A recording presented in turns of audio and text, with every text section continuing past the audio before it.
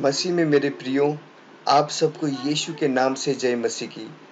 मेरे प्रियो, ये पूरी गवाही मैं इसलिए अपलोड कर रहा हूँ क्योंकि पहली वाली वीडियोस 3 भाग में बटी थी, जो उन लोगों के लिए सही है जिनके पास इंटरनेट की कमी है। पर ये पूरी गवाही उन लोगों के लिए सही है जिनके पास इंटरनेट की कमी नहीं है।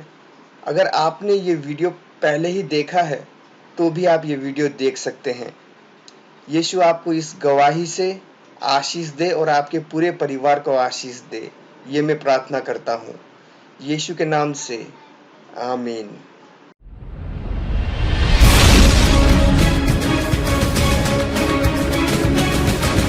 आइए हम पास्टर दिनाकरन का स्वागत करते हैं जो भारत से आए हैं। Pastor, God bless you, my friend. I am so glad you came. Paul, wonderful that you came. आप परमेश्वर के साथ कितने साल से चल रहे हैं? 38 साल। 38 साल? क्या आप बता सकते हैं कि आपका उद्धार कैसे हुआ? हाँ, बिल्कुल। 20 साल की उम्र में मैं अपनी जिंदगी से परेशान हो गया था और मैं अपनी जिंदगी खत्म करना चाहता था। मैं रेल की पटरियों पर भाग रहा था, एक्सप्रेस ट्रेन के आगे कूद के अपनी जान देने के लिए। उसी वक्त मेरे एक अंकल जो पुलिस में हैं, वो मेरे को मिले और मुझे यीशु के क्रूस पर चढ़ाने के बारे में बताने लगे।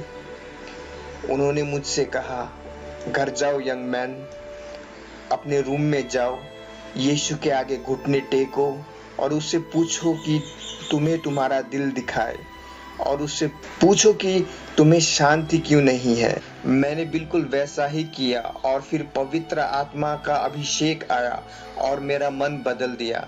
मैंने अपना भूतकाल 4 घंटे तक देखा और पूरे 4 घंटे तक मैं रोता ही रहा।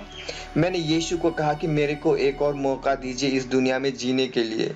उसने दया की और मेरे को माफ कर दिया, मेरे को नया मन और दिव्य शांति दी। ये 11 फरवरी 1955 की घटना है। पास्टर दिनाकरन जी, आप स्वर्ग गए हैं? आपने स्वर्ग का दौरा किया है? ये आदमी जो मेरे बगल में बैठा है, वे कई बार स्वर्ग गए, वापिस आए और उसके बारे में बताते भी हैं। मेरे को पता है ये एक चौंका देने वाली बात है आप लोगों के लिए, पर पृथ्वी में अभी भी ऐसे लोग मौजूद हैं जो ऐसे अनुभव परमेश्वर के साथ कर चुके हैं। आपने प्रभु को कई बार देखा है। जी हाँ, जब वे आपको दिखाई दिए। जब मैं आपके साथ इंडिया में था, मैं चकित हो गया क्योंकि जब भी आप मीटिंग करते थे, कम से कम 50,000 लोग आए थे आपको सुनने के लिए।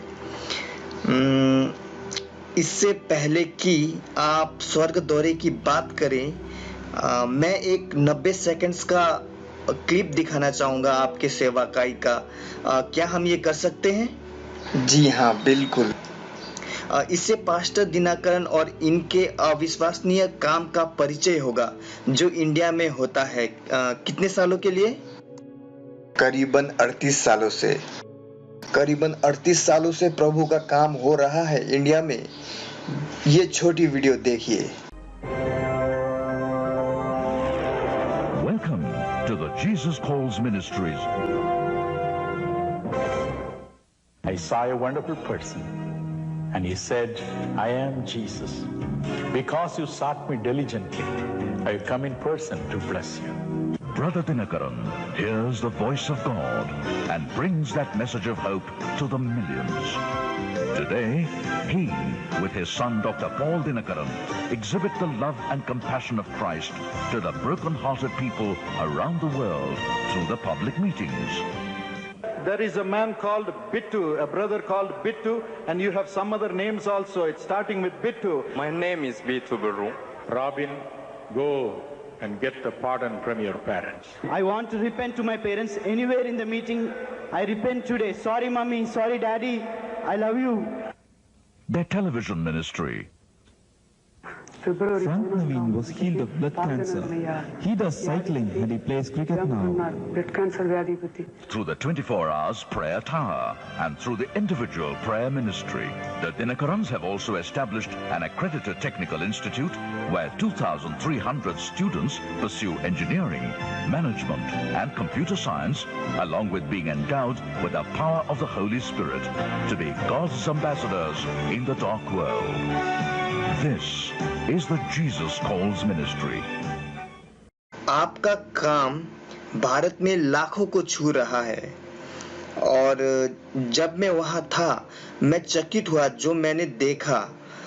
आपने स्वर्ग का दौरा किया। इससे पहले कि आप उसके बारे में बताएं, मैंने सुना कि आप बता रहे थे जब यीशु आपको दिखाई दिए आपके घर में। क्या आप इसके बारे में बता सकते हैं? मेरा दिल यीशु को देने के बाद जब मैं पवित्र वचन पढ़ रहा था, मैंने जाना कि वह मूसा से आमने सामने बात कर रहा है। दाऊद, सैमुअल। क्या आपने प्रभु को मूसा से बातें करते देखा? नहीं, मैंने बाइबल में पढ़ा और उस बात ने मेरा दिल छू लिया। क्यों आजकल कोई नहीं बोलता कि प्रभु ने मेरे साथ बात की?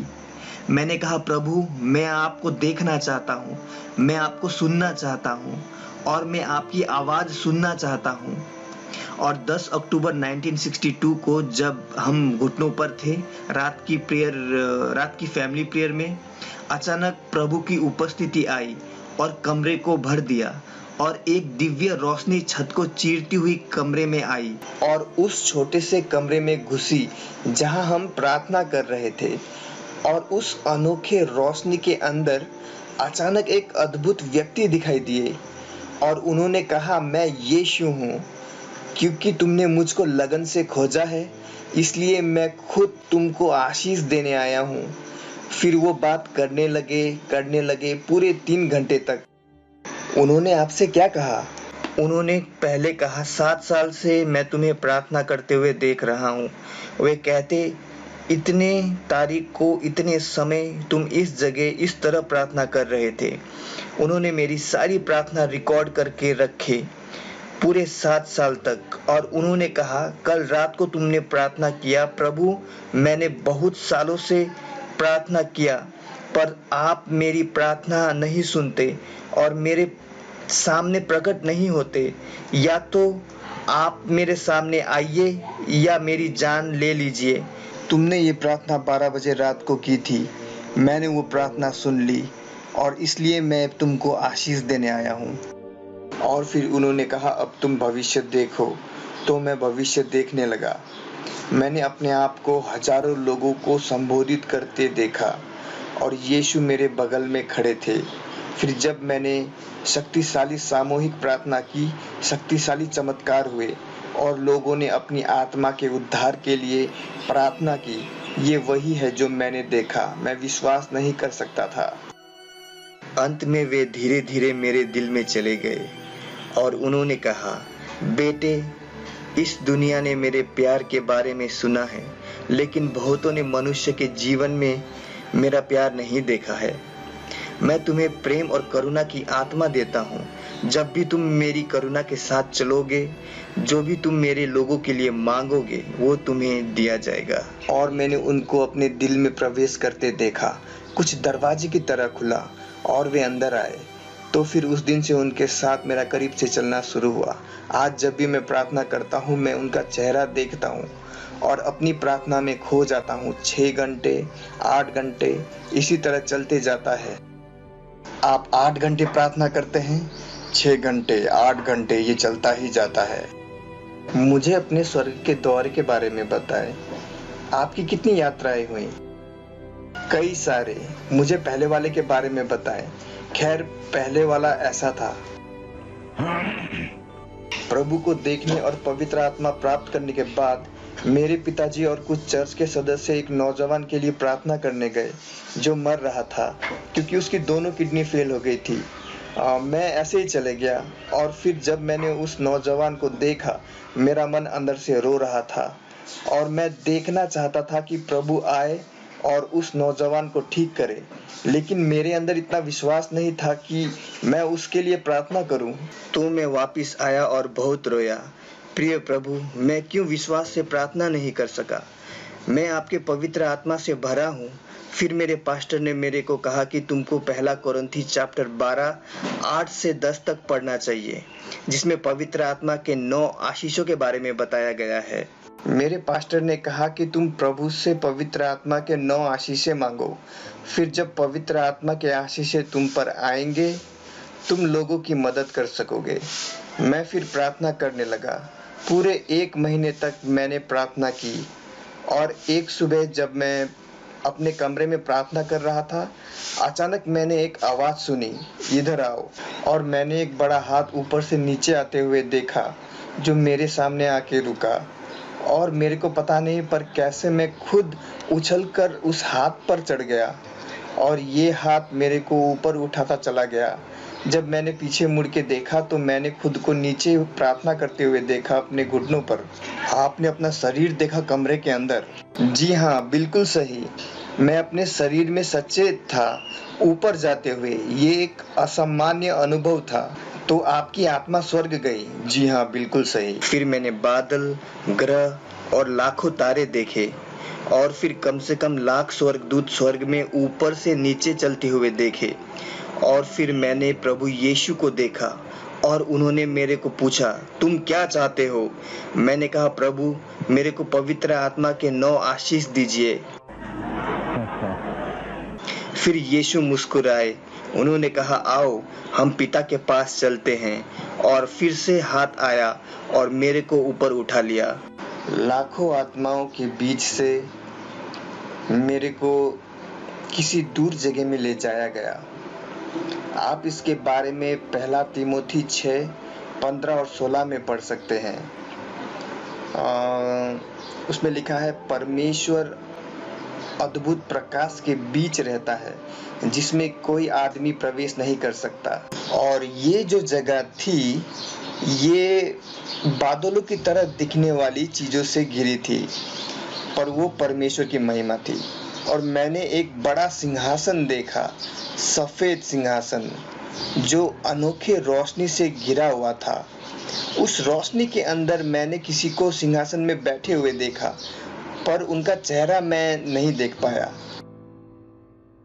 फिर से आवाज आई, तुम क्या चाहते हो? पर यह आवाज बहुत अलग थी, गरजती हुई आवाज।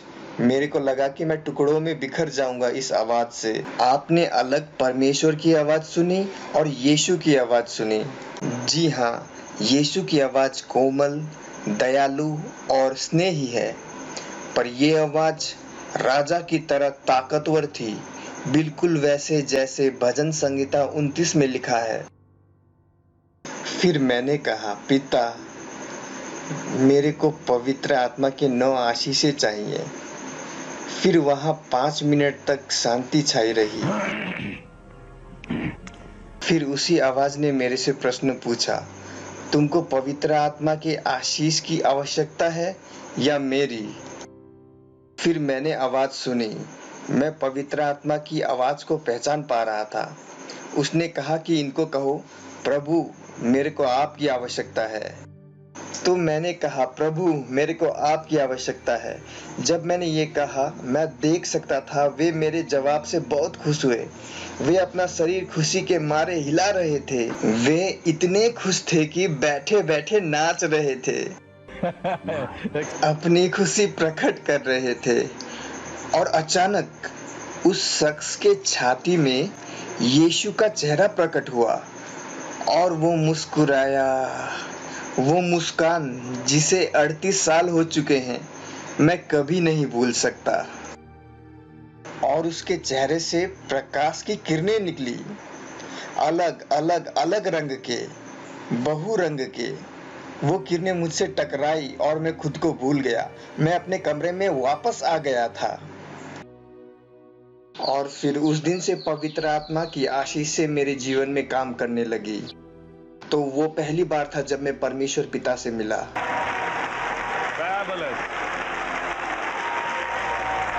हमें कमाल के परमेश्वर की सेवा करते हैं। यीशु को सारी महिमा आदर हो। सब कहो आमीन। कल का जो प्रोग्राम पास्टर दिनाकरण और उनके बेटे पॉल के साथ हुआ था वो इतना अद्भुत था कि प्रोग्राम खत्म होने के बाद मैं आपको ईमानदारी से बता रहा हूँ, वो एक ऐसा लम्हा था जब आपको पता नहीं होता कि क्या करना चाहिए, और वो मेरे साथ आज मौजूद है। और पास्टर दिनाकरण, मैं परमेश्वर को आपके लिए धन्यवाद करता हूँ।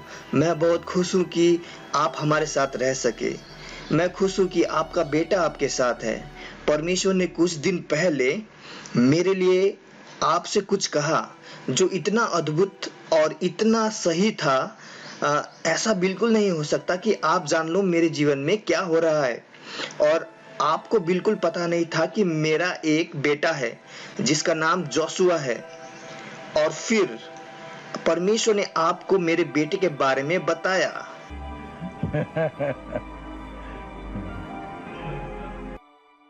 आपने पहले स्वर्ग यात्रा के बारे में बताया। आपने 1 महीना प्रार्थना किया और परमेश्वर आए और आपको ले गए स्वर्ग में। मुझे अपने एक और अनुभव के बारे में बताएं जब आप स्वर्ग गए थे। ये कुछ ऐसा था। अगर आप 2 कोरिन्थियंस 12वां अध्याय पढ़ोगे, वहां संत पौलुस तीसरे स्वर्ग में जाने की बात बताते हैं। और उसी अध्याय में उन्होंने बताया है कि किस तरह वे 3 बार प्रार्थना करते थे।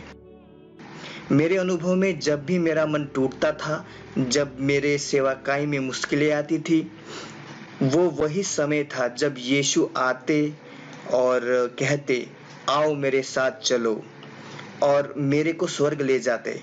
और फिर या तो वे मेरे साथ व्यक्तिगत रूप से बात करते या फिर प्रेरितों में से एक को बुला के मेरी समस्याओं के विषय में मेरे साथ बात कराते थे। वे प्रेरितों में से एक को बुलाते थे। आपने किसके साथ बात की? पौलुस और पतरस।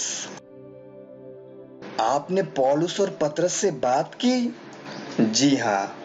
स्वर्ग में? जी हाँ, स्वर्ग में। वे कैसे दिखते हैं?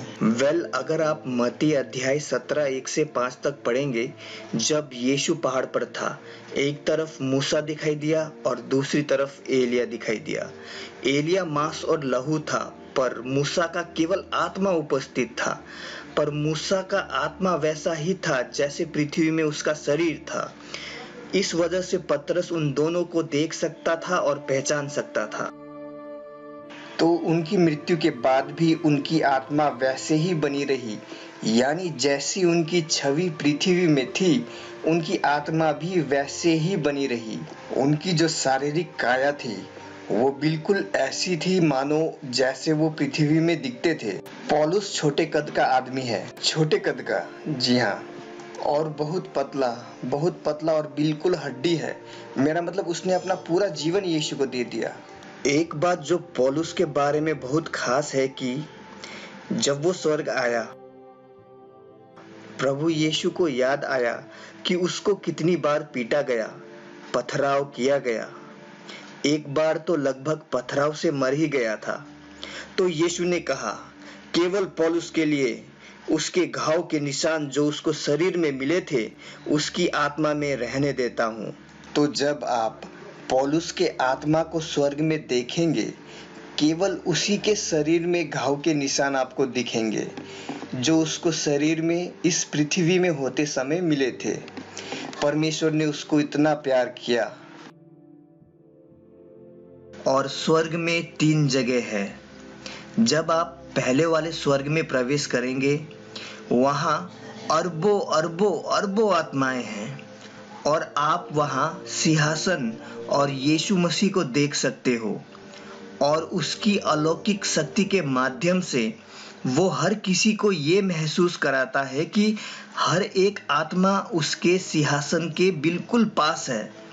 हर कोई ऐसा महसूस करता है कि मैं हूं जो उसके सिंहासन के बिल्कुल पास हूं।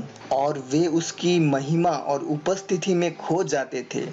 और फिर दूसरा स्वर्ग, वहां आपको वे लोग दिखेंगे जिन्होंने यीशु के लिए काम करके यीशु को सेवा दी, जिन्होंने कुछ भी किया यीशु के लिए, पर्चे बांटे या लोगों के घर जाके लोगों को यीशु के बारे में बताया या फिर क्रूसेड में प्रचार किया, ऐसे लोग आपको दिखेंगे। तीसरे स्वर्ग में वे लोग हैं जो परमेश्वर के साथ साथ चलते थे इस दुनिया में, जैसे कि हनुक। उत्पत्ति 5:24 बताता है कि हनुक परमेश्वर के साथ साथ चलता था, और उत्पत्ति 6:12 बताता है कि नूह परमेश्वर के साथ साथ चलता था। तो तीसरे स्वर्ग में आप परमेश्वर की महिमा देख सकते हो।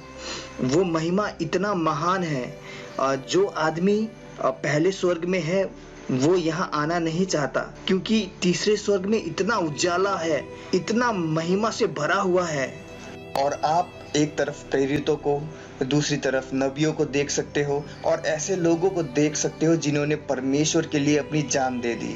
ऐसे लोग जिन्होंने परमेश्वर के लिए अपनी जान दे दी, ऐसे लोग जो यीशु के लिए प्रचार के दौरान अपनी जान त्याग देते हैं। आपने पूरा 3 स्वर्ग देखा? जी हाँ, तीसरा स्वर्ग आश्चर्यजनक है। पौलुस ने बाइबल में कहा है उसने ऐसी चीजें देखी हैं जिसे वो समझा नहीं सकता।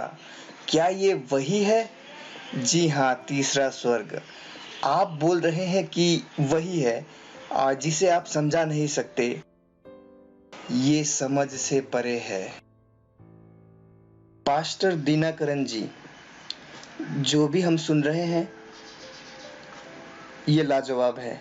ये कुछ ऐसा है जो हम रोज नहीं सुनते, और ज्यादातर लोगों को मुश्किल हो सकती है इस पे विश्वास करने में कि कोई इंसान स्वर्ग जाके वापिस आ सकता है और उसके बारे में बता सकता है। पर आपका जीवन पृथ्वी में देखकर मैं आपके साथ था, और मैंने आपका अतुल्य काम देखा है इंडिया में। और जब भी ये इंसान बोलता है 50,000 लोग आते हैं। विश्वास ना कर सकने वाले चमत्कार होते हैं इनके सेवाकाई में। मैं बिल्कुल सुन पड़ गया हूँ ये सब सुन के, विस्मित और विचित्र। पर मेरे को ये कहना पड़ेगा, मैंने भी कुछ अनुभव किए हैं अपने जीवन में जिसको मैं समझा नहीं सकता या फिर बता नहीं सकता। मुझे कोई मुश्किल नहीं है विश्वास करने में, दूसरों को शायद मुश्किल हो सकती है।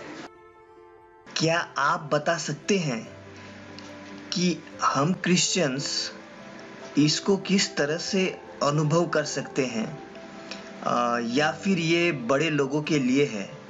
दरअसल ये है किसके लिए? बाइबल बताती है रोमियो 2:11 और प्रेरितों के काम 10:34 में कि परमेश्वर में कोई पक्षपात नहीं है। और यिर्मयाह 29:13 में लिखा है कि तुम मुझे ढूंढोगे और पाओगे भी, क्योंकि तुम अपने संपूर्ण मन से मेरे पास आओगे। तो मैं सोचता हूँ ये सबके लिए है। लेकिन जैसा मैंने कहा, जब आपका हिम्मत टूट जाता है, मन टूट जाता है, परमेश्वर आता है और आपको स्वर्ग ले जाता है, आपको सांत्वना देने के लिए। जब आप करुणा के साथ आगे बढ़ते हैं, तब आप किसी की मदद करने के लिए सच में बेताब रहते हैं। आप प्रार्थना करते हैं, फिर आप महसूस करते हैं कि यदि मैं परमेश्वर से सीधे बात कर सकता, आमने सामने, फिर वो आपको ऊपर उठाता है। ये एक सच्ची घटना है। मैं बेंगलोर में था। एक दिन मैं चर्च गया सेवा के लिए, और सेवा के तुरंत बाद पास्टर ने कहा, मेरा भाई मरने पर है, क्या आप उसके लिए प्रार्थना करोगे? मैं गया और उसको देखा। उसकी जो हालत है बहुत बुरी थी। उसके नाखून जो हैं वो बिल्कुल नीले पड़ गए थे, और उसकी आंखें नीली पड़ गई थी, और वो मरने वाला था। और मेरे को पता नहीं था कि क्या करूं। जब मैंने उसकी पत्नी को देखा और 2 छोटे बच्चों को देखा, जब मैंने उन बच्चों को देखा, मेरा दिल टूट गया, और मैं घुटनों पर गया और पुकारा, और पवित्र आत्मा आया और यीशु आया। उसने पूछा, तुम क्या करना चाह रहे हो? मैंने कहा, प्रभु इसकी जिंदगी लौटा दो। उसने कुछ नहीं कहा और गायब हो गया। मेरा मन अंदर से बिल्कुल टूट गया और फिर पवित्र आत्मा ने कहा, आओ हम चलते हैं। फिर पवित्र आत्मा ने मेरे को ऊपर उठाया और मैं स्वर्ग में था। मैंने देखा कि यीशु सिंहासन की तरफ लौट रहा है। मैं उसके पीछे भागा और वो सिंहासन में बैठा और मुस्कुराया और मेरे को वही सवाल पूछा, तुम क्या चाहते हो? मैंने कहा, मैं इस इंसान का जीवन चाहता हूँ। फिर यीशु मुस्कुराया और मेरे को कहा, जो भी गलत है वो उस आदमी के पत्नी के साथ है। और उसने कहा, क्या तुम उसको बताओगे कि अपने आप को ठीक करे? मैंने कहा, जरूर प्रभु। फिर उसने कहा, उसकी पूरी आवाज बदल गई और उसने कहा, वापस जाओ, वो जिएगा। उसकी आवाज स्वर्ग में गूंजने लगी। फिर मैंने अपने आप को उसी कमरे में पाया। मैंने अपनी घड़ी देखी।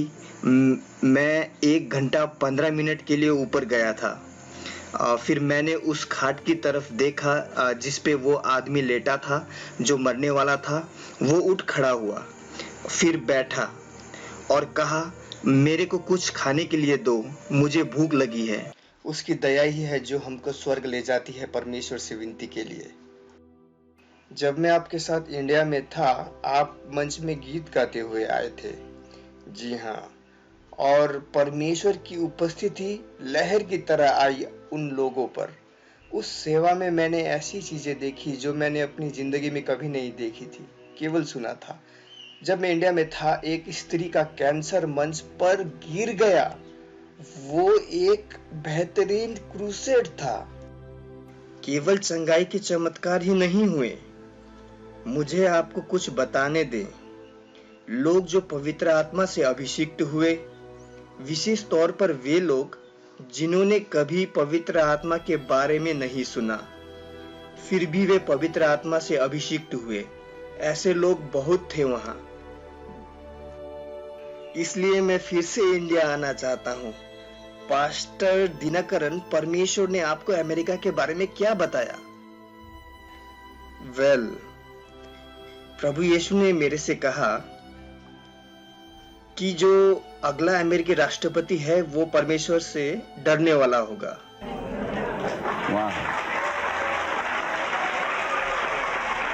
Thank God. Amen.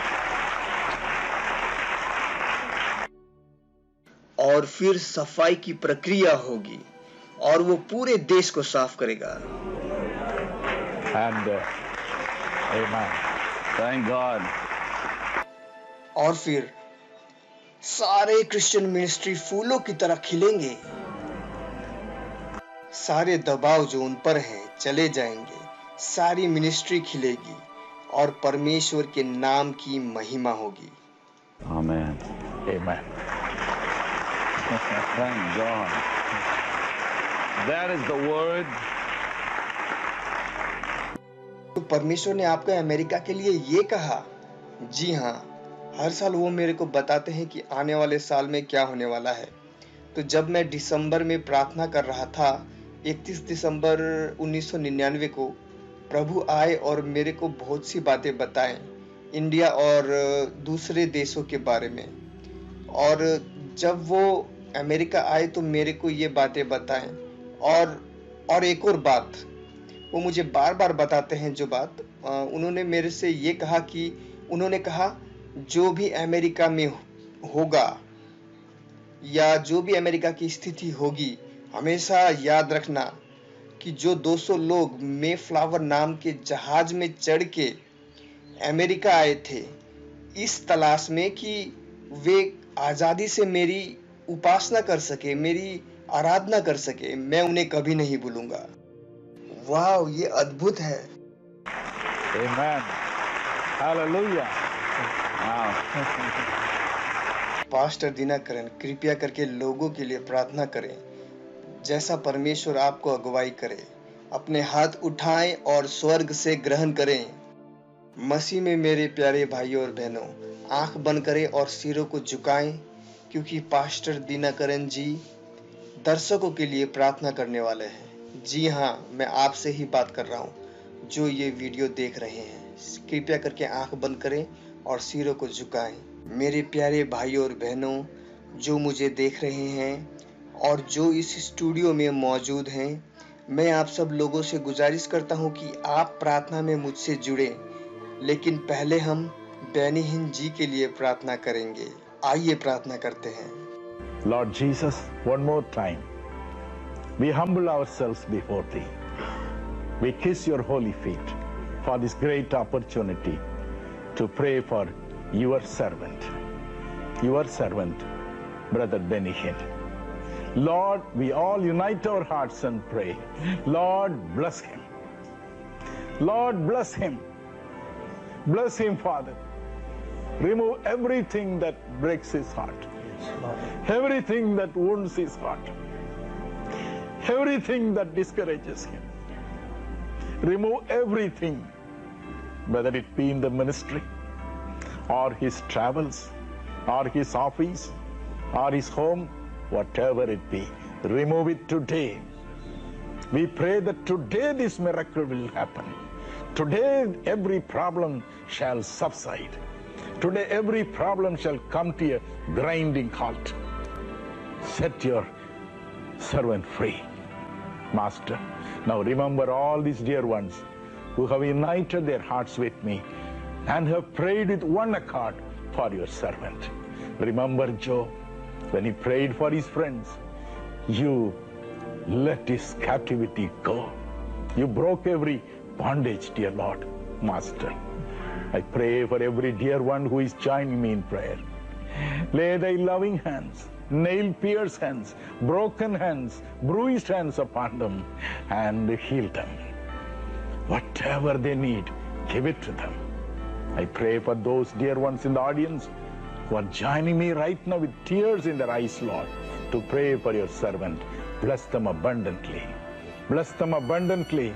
Let your loving hands come upon every one of them, every one of them, every one of them. Let every tear be wiped off. Let every broken heart be healed. Let every sickness be removed. Let every act of the demon powers be broken. Amen. Lord, bless thy children. Bless them abundantly. Bless them abundantly. Bless them abundantly. Once again, we commend this ministry into your loving bosom and your servant into your loving bosom. Keep them there and protect them. All because we pray in the matchless and glorious name of our Lord and Savior, Jesus Christ of Nazareth. Amen. Amen and amen. परमेश्वर को ताली बजा के महिमा दें।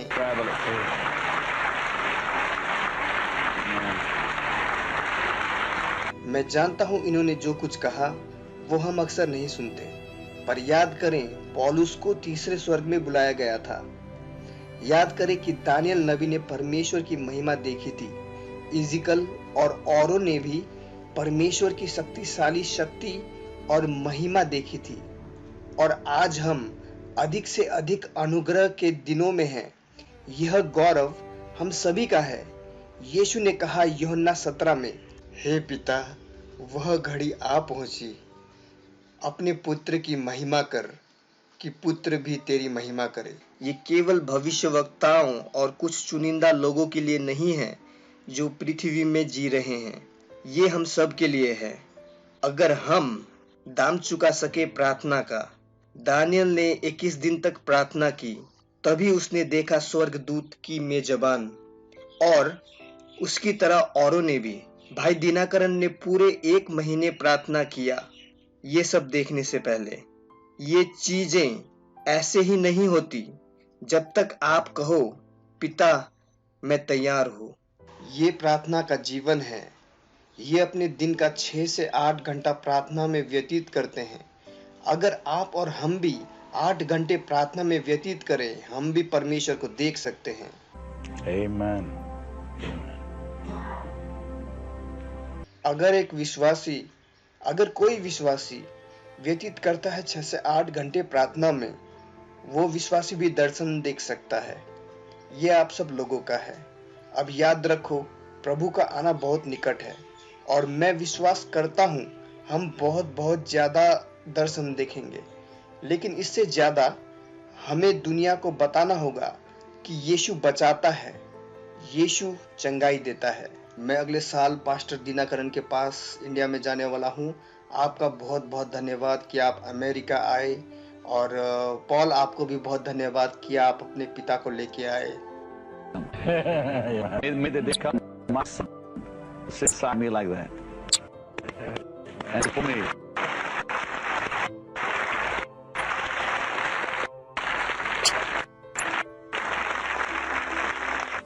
मेरे प्रियो, क्षमा चाहूंगा कि ये वीडियो ज़्यादा पुरानी होने की वजह से वीडियो का अंतिम भाग साफ नहीं है। अगर इस वीडियो से आपको प्रार्थना करने के लिए उत्साह मिला है तो जरूर लाइक कीजिएगा। वीडियो देखने के लिए आपका धन्यवाद। यीशु आपके परिवार को आशीष दे, मैं ये प्रार्थना करता हूँ। आमीन। मिलते हैं अगले वीडियो में। जय मसीह की।